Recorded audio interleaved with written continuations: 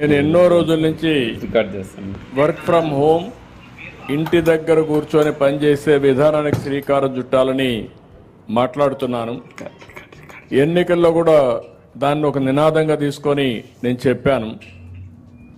ఒకప్పుడు నేను ఇన్ఫర్మేషన్ టెక్నాలజీని ప్రమోట్ చేశాను, దగ్గర 30 సంవత్సరాల కంటే ముందు. అప్పుడు ఎవరికీ ఐటీ అంటే తెలియదు, పెద్దగా డెవలప్ కాలేదు. ఆ రోజు బిల్ గేట్స్ ఏం చేశారంటే అమెరికా నుంచి ఇంటర్నెట్ని ఇన్నోవేట్ చేశాడు.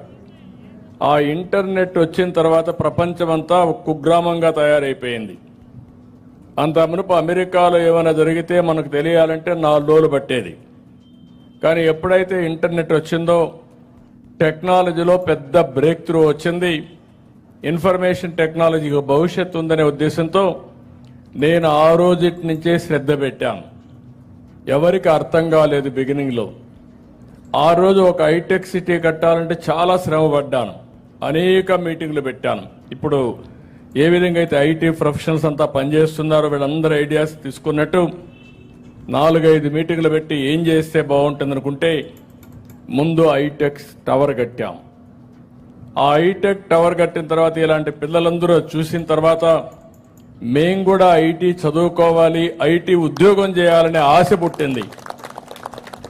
దానిపైన నేను అమెరికాకి వెళ్ళి అనేక కంపెనీలకు అందరికి చెప్పి 15 రోజులు ఫైల్స్ మోసుకొని అమెరికాలో అన్ని కంపెనీలకు వెళ్ళి ఇండియాకి రండి, మా కుర్రాళ్ళు ఉన్నారు, బ్రహ్మాండంగా పనిచేస్తారని చెప్పి ప్రమోట్ చేశాను.